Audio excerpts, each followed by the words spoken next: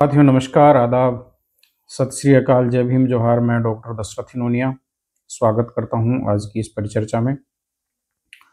साथियों, एक छोटी सी अपील, यदि पहली बार हमारे चैनल पर आए हैं, चैनल को आप सब्सक्राइब कर लें और वीडियो को लाइक और शेयर करना बिल्कुल ना भूलें। साथियों, आज 26 नवंबर है और संविधान दिवस भी है। आज ही के दिन 26 नवंबर 1949 को हमारा संविधान बनकर तैयार हुआ और इस प्रकार से ये जो संविधान है आगे चलकर 26 जनवरी 1950 को लागू हुआ। साथियों, बात यह है कि संविधान दिवस के ऊपर कई प्रकार के कार्यक्रम हुए और डॉक्टर अंबेडकर विचार मंच के द्वारा यहाँ पर डॉक्टर अंबेडकर पार्क हरमाड़ा में कार्यक्रम का आयोजन किया, जिसमें मैंने भी शिरकत की और कार्यक्रम बड़ा शानदार रहा। मैंने अपने विचार क्या रखे हैं वो तो आपको मैं सुनवाऊंगा ही, लेकिन कुल मिलाकर बात यह है कि इस संविधान दिवस के ऊपर राजस्थान सरकार के द्वारा बनाया गया जो धर्मांतरण कानून है, जिसको धर्म संपरिवर्तन कानून के नाम से जाना जाता है, और इस कानून के माध्यम से किस प्रकार से यानी कि एक तरह से मूल अधिकारों के ऊपर और संवैधानिक अधिकारों के ऊपर कुठाराघात हुआ, इसके ऊपर जो है वो चर्चा रही। साथ ही साथ ये भी चर्चा रही कि ये संविधान दिवस की शुरुआत है वो संघ एम्बस के द्वारा शुरू की गई और धीमान विजय मानकर साहब ने इस संविधान दिवस की शुरुआत है वो की थी। तो इस प्रकार से आज पूरे देश में जो है ये संविधान दिवस है बड़े ही जोर शोर से और व्यापक स्तर पर मनाया जाता है। लेकिन जो विचार यानी कि एक तरह से वहाँ पर आए हैं वो क्या थे और इस बारे में मैंने क्या कहा है, आप इससे अवगत होना चाहिए आपको। तो मेरा जो स्पीच है वो इस प्रकार से था। संविधान दिवस के अवसर पर सबसे पहले बाबा साहब डॉक्टर B.R. अम्बेडकर को नमन, जिन्होंने भारत का इतना सुंदर संविधान बनाया और आज उसकी छत्र छाया तले हम लगभग 75 साल है वो पूरे कर चुके हैं। तो इसके लिए सभी देशवासियों को बहुत बहुत बधाई और शुभकामनाएं कि हमारा जो संविधान है वो सुरक्षित रहे और सलामत रहे। सम्मानित मंच और बैठे हुए सभी मेरे प्रबुद्ध साथी और माताएं बहनें, आप सभी को जय भीम, जय प्रबुद्ध भारत, जय फुले, जय सावित्री, जय इतिहास, जय यंकाली।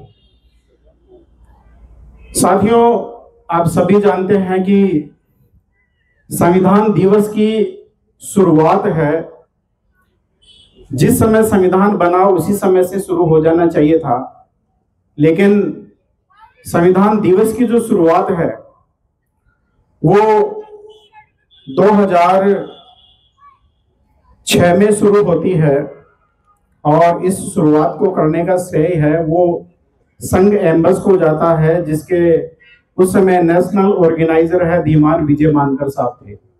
ये आप लोगों के नोटिस में होना चाहिए कि संविधान दिवस की शुरुआत करने वाले व्यक्ति है वो भारत में कौन थे। फिर अब बात आगे चर्चा करते हैं कि भारत के संविधान के संदर्भ में आज जो टॉपिक रखा था, टॉपिक बड़ा महत्वपूर्ण है, चर्चा तो इसी के ऊपर होनी चाहिए थी और मदन लाल जी दूधवाल साहब ने जो है इसके ऊपर अपनी बात है वो विस्तार के साथ रखी। लेकिन मैं थोड़ा सा ये कहना चाहूंगा कि संविधान जो है आज सबसे ज्यादा खतरे में है, इसलिए संविधान पर बात है वो होनी चाहिए और वो बात ये है कि अब किस प्रकार से आपके जो संविधान में प्रदत्त जो अधिकार है उनका हनन हो रहा है, ये आप लोगों के नोटिस में है या नहीं है। लेकिन हमने और मेहता राम जी ने अभी 10 नवंबर को राष्ट्रपति के नाम एक ज्ञापन दिया था और वो ज्ञापन ये था कि राजस्थान की सरकार सितंबर 2025 में ही एक धर्मांतरण एंटी कन्वर्जन बिल, धर्मांतरण विरोधी कानून लेकर आई थी और उस कानून में जो प्रोविजन किए हुए हैं, जो प्रावधान किया हुआ है तो मेरे गले में, आपके गले में ये जो पंचशील का जो ये जो दुपट्टा लगा हुआ है, ये भी उस धर्मांतरण की श्रेणी में आ गया। और इस प्रकार से ये बाबा साहब के भगवान बुद्ध की ये जो प्रतिमा आप देख रहे हैं, उस कानून के अनुसार तो ये भी उस धर्मांतरण की श्रेणी में आ गया है।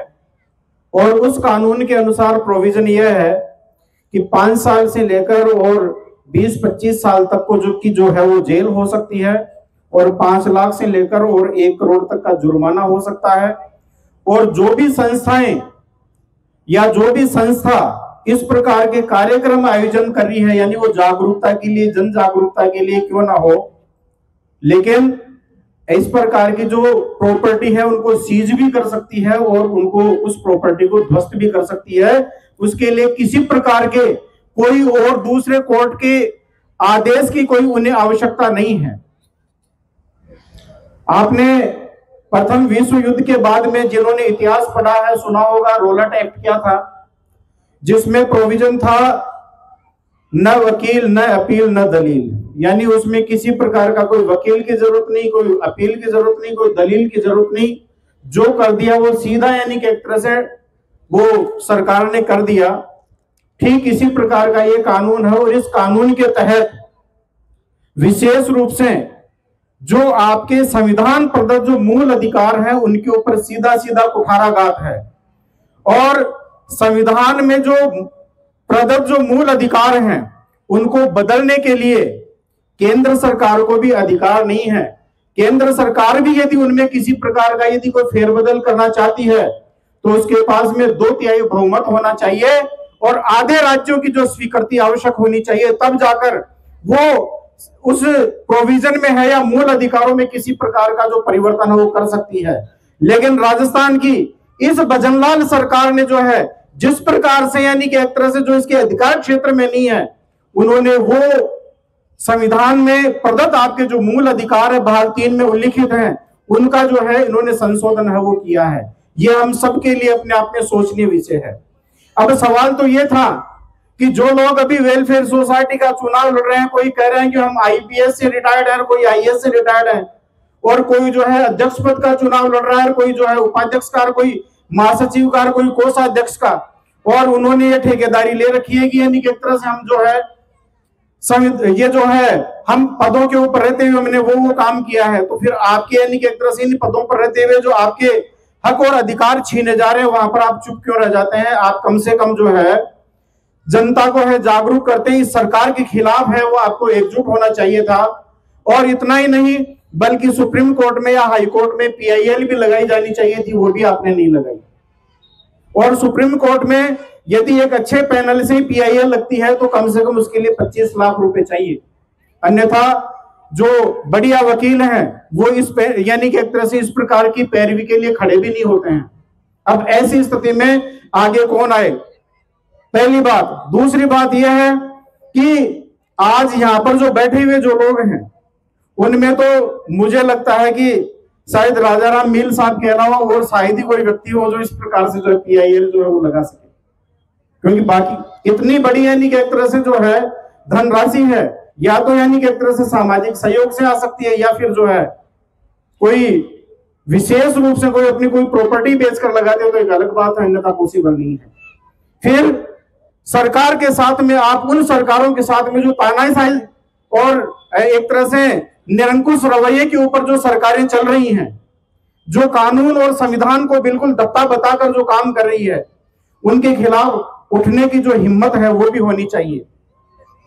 तो ऐसी स्थिति में अभी 4 नवंबर को मैं आपको एक ये अवगत कराना चाहता हूं कि सुप्रीम कोर्ट में मैंने वो पीआईएल लगाई है, और उस पीआईएल लगाने के बाद में उसमें एक्सेप्ट भी हुई, और राजस्थान जो सरकार है इसको नोटिस भी जारी हुआ है। 4 दिसंबर तक का जो है इसको टाइम दिया गया है कि भाई आपने कानून है क्यों पारित किया है, और इनसे कौन कौन से आपके अधिकार जो इफेक्ट हो रहे हैं। आपके अधिकार इफेक्ट हो रहे हैं, अनुच्छेद जो 14 है जो समानता का अधिकार, जो सभी को धर्म की स्वतंत्रता का समान रूप से अधिकार देता है, वो अधिकार आपका इफेक्ट हो रहा है। इसके साथ साथ में अनुच्छेद 19, अनुच्छेद 21, अनुच्छेद 25 से लेकर 28 जो धार्मिक स्वतंत्रता का अधिकार है, अनुच्छेद 30, और इसके साथ साथ में जो है ये आपके अनुच्छेद 300A ये अधिकार है वो डायरेक्टली जो संविधान प्रदत्त आपके जो मूल अधिकार हैं ये सीधे तौर पर जो है वो इससे प्रभावित हो रहे हैं इस कानून के द्वारा। और ऐसा नहीं है कि ये सरकार है वो अभी ये कानून लेकर आई है, इससे पहले जब जब भाजपा की सरकार राजस्थान में सत्तारूढ़ हुई है उन्होंने ये प्रयास किया है। इससे पहले वसुंधरा सरकार ने जो है 2006 और 2008 में इस प्रकार का कानून पारित किया था, राज्यपाल ने उसको स्वीकृति नहीं दी और राष्ट्रपति के पास में भी जब स्वीकृति के लिए जब भेजा गया तो उसने लौटा दिया गया था। और 2018 में फिर इसने प्रयास किया लेकिन वो प्रयास सफल नहीं रहा। लेकिन इस बार जिस प्रकार से इन्होंने गुपचुप तरीके से ये कानून है वो पारित किया है, अब ये आपके यानी कि एक तरह से हक और अधिकारों के ऊपर सीधा सीधा कुठाराघात है। यानी आप बुद्धिस्ट नहीं बन सकते, आप इनकी जो धार्मिक जो गुलामी है जिस धर्म में यानी कि एक तरह से है आपको उसी में भले ही आपके साथ में कितना ही भेदभाव अत्याचार और उत्पीड़न क्यों ना हो आपको उसमें घुट कर मरना पड़ेगा, आप बुद्धिस्ट नहीं बन सकते। और बहुत सारे आदिवासी जो लोग हैं जिन्होंने यानी कि एक तरह से जो है क्रिश्चियन धर्म अपनाया उसके बाद में उसके सामाजिक और उनके आर्थिक और शैक्षिक जीवन में परिवर्तन आया, जिन्होंने यानी कि एक तरह से जो है वो उस पुरानी परंपरा को छोड़कर और नई व्यवस्था जो बाबा साहब ने दी थी उसको अपनाया, उसके बाद में हमारे जीवन में परिवर्तन आया तो उस परिवर्तन को है वो रोकना चाहते हैं। वो नहीं चाहते कि आप सामाजिक दृष्टि से, शैक्षिक दृष्टि से, आर्थिक दृष्टि से और राजनीतिक दृष्टि से, धार्मिक दृष्टि से, सांस्कृतिक दृष्टि से आप जो है वो एम्पावर्ड हो। इसलिए यह जरूरी है कि अब हमें एकजुट होना चाहिए। और ये जो है कोई ये सोचे कि ये केवल SC ST के खिलाफ है तो इस प्रकार का भ्रम है, वो OBC के लोग हैं वो भी निकाल दें। आज सबसे ज्यादा यदि नौकरियों के ऊपर यदि कुठाराघात हो रहा है पिछले 70-75 साल से तो वो सबसे ज्यादा OBC के ऊपर ही हो रहा है। और ये सोचे हम कि अभी तो यानी कि एक तरह से इनका नंबर आ रहा है, हमारा नंबर आएगा तो हम देख लेंगे। किसान आंदोलन इस बात का गवाह है, इन्होंने किसान बिल के नाम पर किसान विरोधी बिल पारित किया था और 700 से ज्यादा जो है धरनों के दौरान जो किसान है वो बॉर्डर पर मर गए थे, लेकिन इस गूंगी और बहरी सरकार के कान में जूं तक नहीं रेंगी थी। और राजाराम मील साहब वहां पर 7 महीने तक जो है वहां पर लगातार बैठे रहे थे। इस बात को 13 महीने वहां पर जो है बॉर्डर के ऊपर बैठे रहे थे, लेकिन उसके बावजूद भी इन्होंने यानी कि एक तरह से उन बिलों को वापस नहीं लिया और बिल वापस ले लिया, लेकिन मनसा जो है उनकी वो वापस नहीं हुई है। वो इस फिराक में है कि किस प्रकार से अब उन्हें दोबारा अवसर मिले और दूसरे तरीके से यानी कि एक तरह से जो है वो हम वापस लेकर आए। अभी आपने देखा होगा कि आदिवासियों के ऊपर अत्याचार चल रहा है। बस्तर के इलाके में, छत्तीसगढ़ में जिस प्रकार से जंगलों को जो है वो बर्बाद किया जा रहा है। अभी आपने देखा होगा कि बिहार में चुनाव से पहले 1050 एकड़ जमीन है वो 1 रुपए लीज पर यानी 33 साल के लिए जो है वो अब अडानी को है वो दे दी जाती है। इसी प्रकार से और ये बस्तर का जो जंगल है पूरा का पूरा जो कोल माइंस के लिए है किस प्रकार से उनको दिया जा रहा है। तो ये सोचें कि यानी कि एक तरह से इससे केवल उनका अहित हो रहा हो, नहीं, ऐसी बात नहीं है। ये देश में सभी का अहित है। और जिस प्रकार से अभी चुनावी प्रक्रिया को इन्होंने हाईजैक कर लिया है और SIR के माध्यम से जिस प्रकार से यानी कि एक तरह से ये डाटा है वो यानी कि एक तरह से फीड करने का काम कर रहे हैं, ये डाटा मैनिपुलेशन का जो काम चल रहा है ये एक तरह से इस तरीके का काम है जिसके आधार पर आने वाले टाइम में इनकी इस चुनावी व्यवस्था में आप चुनाव भी नहीं जीत पाएंगे, क्योंकि धनबल के ऊपर, जनबल के ऊपर और इनके बाहुबल के ऊपर जो है आप और हम इनका मुकाबला कैसे करेंगे। अब वो दौर गया, सोचने वाली बात है, अब वो दौर चला गया साथियों। जब आप सत्याग्रह करते थे, जब आप धरना और प्रदर्शन करते थे, सरकार आपकी बात है वो मानती थी या झुक जाती थी या आपके साथ समझौता करने के लिए बाध्य होती थी। अब वो दौर है वो खत्म हो चुका है, इसलिए लड़ाई अब आर पार की लड़नी पड़ेगी। तो साथियों, आपने देखा कि ये आज का संविधान दिवस के ऊपर मेरा एक छोटा-सा उद्बोधन था और इसमें सभी जो है वर्गों के लोगों से अपील की गई कि संविधान की रक्षा हमारी सबसे बड़ी बड़ी ज़िम्मेदारी है। यदि संविधान है तो हम हैं, यदि संविधान नहीं तो हमारा कल भी नहीं है। इसी एक छोटी-सी अपील और अपेक्षा के साथ कि सभी को एकजुट होना चाहिए और संविधान की रक्षा करनी चाहिए। अन्यथा आने वाला समय कितना घातक होगा, ये आप हम सबको सोचना पड़ेगा और यदि आज नहीं जागे तो इसका खामियाजा आने वाली पीढ़ी को भुगतना होगा। बहुत-बहुत धन्यवाद साथियों हमसे जुड़ने के लिए। और साथ ही साथ एक पुनः एक छोटी-सी अपील, यदि आप संविधान, सत्य, विज्ञान, मानवता, मानवाधिकार और अंतर्राष्ट्रीय कानून, cosmo humanism, Ambedkarism, equality, liberty, fraternity, justice, ज्ञान, विज्ञान, मानवता में यदि आप विश्वास करते हैं तो हमसे जुड़ें, हमारी पार्टी से जुड़ें और जिस रूप में भी हमें और हमारी पार्टी को आप मदद दे सकते हैं, देने का प्रयास ज़रूर करें। बहुत-बहुत धन्यवाद साथियों, अब तक हमसे जुड़े रहने के लिए।